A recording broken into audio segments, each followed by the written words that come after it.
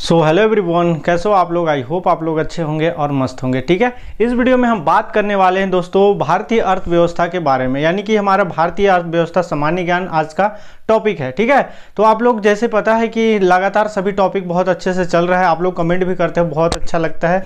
ठीक है, जितने प्रश्न दिए जाते हैं आप लोग बहुत अच्छे से क्या करते हो, उसको सॉल्व करते हो। ठीक है दोस्तों, तो बने रहिए हमारे साथ वीडियो में एंड तक। इसमें भी जो है एक दो प्रश्न आपको दिया जाएगा, उसका सही आंसर आप लोग कमेंट करना। ठीक है, चैनल पर नए हैं दोस्तों, चैनल को सब्सक्राइब और वीडियो को लाइक जरूर करें। ठीक है, देखिए आपको पता है कि हम अभी बीएड और डीएड का प्रिपरेशन बहुत जोरों शोर से चल रहा है। ठीक है, इसमें जो है आप लोगों को अभी नेक्स्ट मंथ से बहुत अच्छा फैसिलिटी प्रोवाइड किया जाएगा। ठीक है, तो देखिए शुरू करते हैं। पहला प्रश्न कुछ इस प्रकार है, निम्न में किस राज्य के प्रति व्यक्ति आय सबसे अधिक है। ठीक है, आय जो होता है प्रति व्यक्ति यानी एक व्यक्ति का आय जो है किस राज्य में सबसे अधिक है, उस चीज को पूछा जा रहा है। ठीक है, गुजरात, महाराष्ट्र, गोवा या पंजाब, किस राज्य का सबसे अधिक है, किस राज्य का है, तो हमारा ऑप्शन सी गोवा का है। ठीक है, आपको पता है कि हमारा सबसे छोटा सा जो कंट्री है कौन सा है, हमारा गोवा है। ठीक है,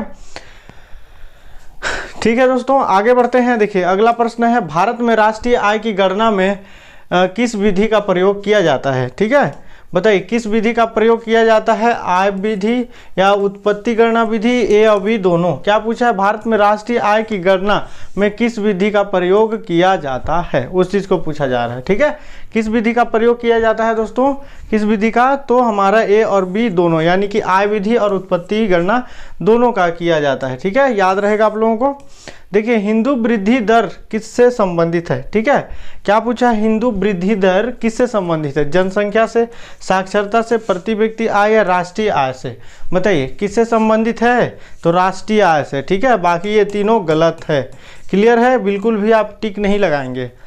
देखिए भारत में राष्ट्रीय आय जो है सम्मकों का आकलन किसके द्वारा किया जाता है। ठीक है दोस्तों, योजना वित्त मंत्रालय या फिर केंद्रीय सांख्यिकी संगठन या फिर भारतीय रिजर्व बैंक या इनमें से कोई नहीं। क्या पूछा है कि राष्ट्रीय आय जो है सम्मको आकलन किसके द्वारा किया जाता है, किसके द्वारा किया जाता है, तो हमारा केंद्रीय सांख्यिकी संगठन, ऑप्शन बी हमारा करेक्ट हो जाएगा। क्लियर है दोस्तों, आगे बढ़ते हैं हम। अगला प्रश्न देखिए, निम्नलिखित में से आर्थिक विकास की बेहतर माप कौन सी है। बताइए क्या पूछा है, आर्थिक विकास की बेहतर माप कौन सी है, प्रयोज्य आय या फिर सकल घरेलू उत्पाद, प्रति व्यक्ति आय या फिर क्या है, निवल राष्ट्रीय उत्पादन। बताइए क्या है दोस्तों, बेहतर माप कौन सी है, बताइए कौन सी है, तो हमारा ऑप्शन सी करेक्ट हो जाएगा, प्रति व्यक्ति आय।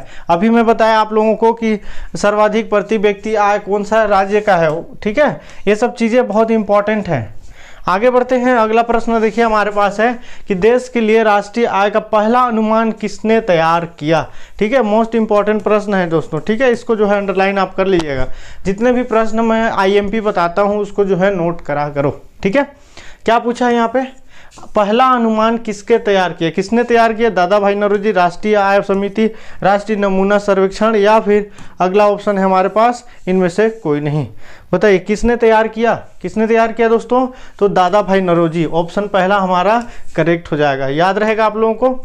आगे बढ़ते हैं। देखिए प्रति व्यक्ति आय निकालने के लिए राष्ट्रीय आय को भाग दिया जाता है देश के क्षेत्रफल से, देश की कुल संख्या, प्रयुक्त पूंजी परिणाम, इनमें से कोई नहीं। बताइए किससे भाग दिया जाता है दोस्तों, किससे भाग दिया जाता है, तो देश की कुल जनसंख्या से। याद रहेगा आप लोगों को, क्या निकालने के लिए, प्रति व्यक्ति आय निकालने के लिए। ठीक है, भूलिएगा नहीं।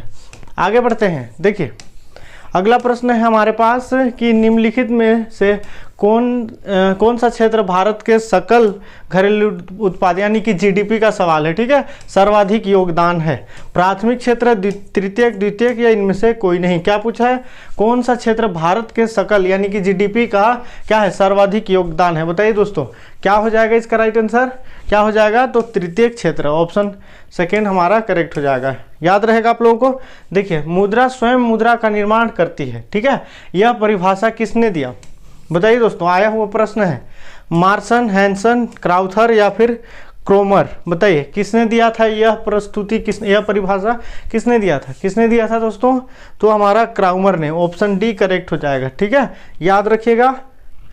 आगे बढ़ते हैं। देखिए ग्रेशम का नियम निम्नलिखित में से किससे संबंधित है? बताइए किससे संबंधित है? मुद्रा प्रचलन, आपूर्ति एवं मांग, या फिर घाटे की अर्थव्यवस्था, या मुद्रा प्रचलन? किससे संबंधित है दोस्तों? किससे संबंधित है? बताइए किससे संबंधित है? तो मुद्रा के प्रचलन से। ऑप्शन डी हमारा करेक्ट हो जाएगा। आगे बढ़ते हैं। किन देशों की मुद्रा प्राय हार्ड करेंसी होती है? हार्ड करेंसी जानते ही हैं, ठीक है।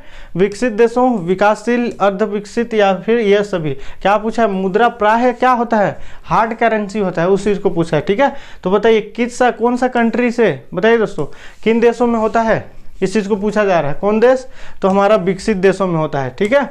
ऑप्शन पहला हमारा करेक्ट हो जाएगा। ऐसी विदेशी मुद्रा जिसमें शीघ्र पलायन कर जाने की प्रवृत्ति हो वह कहलाती है? क्या कहलाती है? कि ऐसी विदेशी मुद्रा मतलब क्या?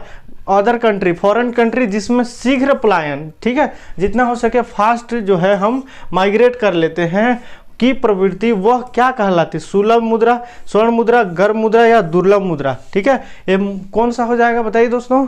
तो हमारा गर्म मुद्रा, ठीक है। अब एक चीज देखे होगे कि किसी भी चीज को हम जैसे कि खाते हैं तो गर्म गर्म खा लेते हैं, अच्छे से जो है खा लेते हैं, ठीक है। उसी के बाद जो है भोजन या कुछ भी नॉर्मल हो जाने से थोड़ा खाने का भी मन नहीं करता। लेकिन यहाँ क्या पूछा है? एक विदेशी मुद्रा जिसमें शीघ्र यानी कि तुरंत, ठीक है, यानी तुरंत हम खाने का प्लान करें, मतलब एक रिलेट करके मैं आप लोग को एक्सप्लेन कर रहा हूँ, ठीक है। शीघ्र प्लान कर रहा है, तुरंत कर रहा है, ठीक है। तो हमारा क्या हो जाएगा? गर्म मुद्रा। याद रहेगा आप लोगों को, उम्मीद करता हूँ कि ये नहीं भूलोगे आप लोग, ठीक है। आगे बढ़ते हैं। देखिए अगला प्रश्न है दोस्तों हमारे पास, निम्नलिखित में से कौन मुद्रा का कार्य नहीं है? ठीक है, यानी कि मुद्रा का कार्य नहीं है। मूल्य का मापन, मूल्य का संचय, या मूल्य का हस्तांतरण, या फिर मूल्य का स्थिरीकरण? ठीक है, क्या पूछा है? कौन सा जो है कौन मुद्रा का कार्य नहीं है पूछ रहा है, ठीक है। तो कौन हो जाएगा? मूल्य का स्थिरीकरण, ठीक है। ऑप्शन डी हमारा करेक्ट हो जाएगा।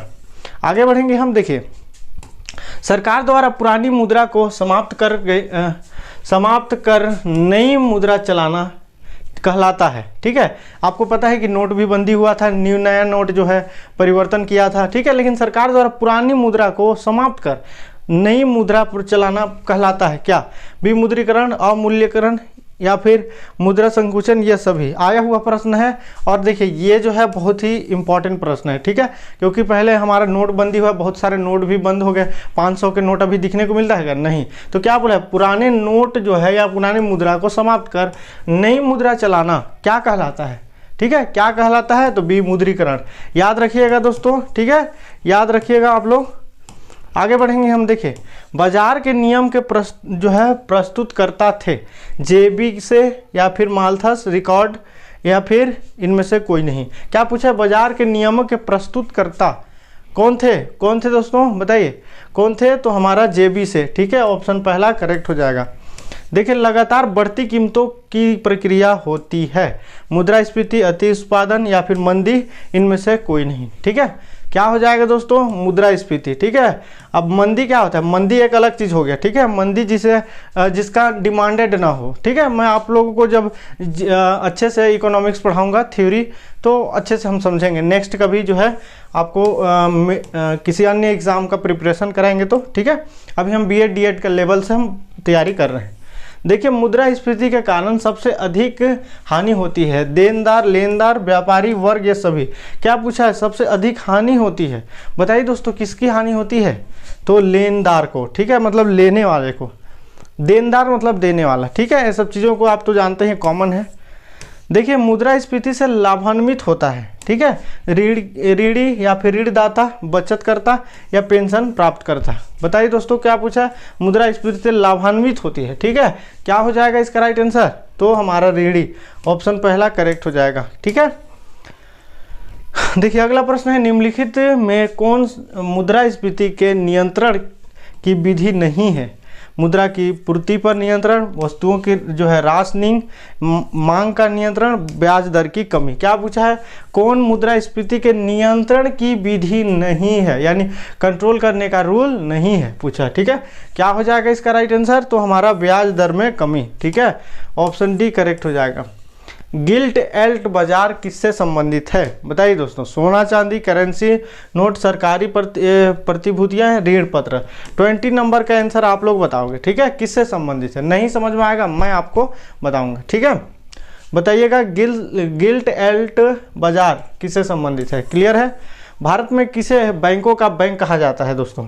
आपको पता ही है, इसको बताने की आवश्यकता नहीं होगा मुझे लगता है, लेकिन उसके बावजूद भी आप इसका आंसर, राइट आंसर कमेंट कर सकते हैं, क्योंकि बहुत सारे वहीं से जो है लोन हमारा गवर्नमेंट भी लेती है, सब कोई। ठीक है, बताइए भारतीय reserve bank, bank of India, भारतीय स्टेट बैंक, या सभी? आप लोग कमेंट करोगे। ठीक है, देखते हैं कितने लोगों को जानकारी है। भारत में करेंसी नोट जारी करता है, कौन जारी करता है? शहरी सरकारी बैंक, भारतीय रिजर्व बैंक, या फिर वित्त मंत्रालय, वित्त सचिव? कौन जारी करता है? कौन करता है? भारतीय रिजर्व बैंक। ठीक है, कौन करता है दोस्तों? ठीक है, आगे बढ़ते हैं। देखिए, निम्नलिखित में से किस बैंक में कोई व्यक्ति अपना खाता नहीं खोल सकता? ठीक है, बैंक ऑफ इंडिया, शहरी सरकारी बैंक, भारतीय रिजर्व बैंक। क्या हो जाएगा बताइए, क्या हो जाएगा दोस्तों? भारतीय reserve bank. Option B correct हो जाएगा। भारतीय रिजर्व बैंक का लेखा वर्ष होता है अक्टूबर, सितंबर, अप्रैल, मार्च, जुलाई, जून, इनमें से कोई नहीं। बताइए, लेखा वर्ष होता है पूछ रहा है। ठीक है, बताइए क्या हो जाएगा? अप्रैल और मार्च। ठीक है, याद रखिएगा, आया हुआ प्रश्न है। बैंक नोट प्रेस कहाँ स्थित है? नासिक, मुंबई, देवास, या इनमें से कोई नहीं? बताइए दोस्तों, कहाँ पे स्थित है बैंक नोट प्रेस? कहाँ पे स्थित है पूछा जा रहा है। कहाँ पे स्थित है? देवास में, याद रखिएगा। आगे बढ़ेंगे। देखिए, भारतीय औद्योगिक पुनर्निर्माण बैंक की स्थापना किस वर्ष की गई थी? 1947, 1990, 85 या फिर 1991? बताइए कब किया गया था? कब किया गया था? तो 1985 को, याद रहेगा आप लोगों को। देखिए, फेडरल रिजर्व बैंक किस देश का केंद्रीय बैंक है? बताइए, किस देश का केंद्रीय बैंक है दोस्तों? जर्मनी, फ्रांस, अन्य, अमेरिका? बताइए किस देश का है? किस देश का है? तो हमारा अमेरिका, संयुक्त राष्ट्र अमेरिका। ठीक है, फेडरल बैंक, याद रखिएगा आप लोग। भारतीय यूनिट टेस्ट की स्थापना किस वर्ष की गई? 1964, 1969, 1971, 1973? किस वर्ष की गई दोस्तों? किस वर्ष? 1964, याद रहेगा आप लोग को। ठीक है, भारत का सबसे बड़ा म्यूचुअल फंड संस्था? बताइए, GIC, UTI, SBI, LIC?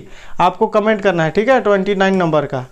देखते हैं कितना लोगों को पता है सबसे म्यूचुअल फंड। ठीक है, भारत का। आगे बढ़ते हैं। भारत में स्टॉक एक्सचेंजों का नियमन करने वाली बॉडी, एक सेकेंड, हाँ क्या है? बॉडी है। बताइए, NSE, SEBI, RBI, इनमें से कोई नहीं?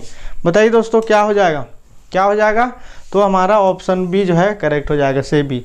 तो इस प्रकार हम लगभग 30 प्रश्न देखे इकोनॉमी के।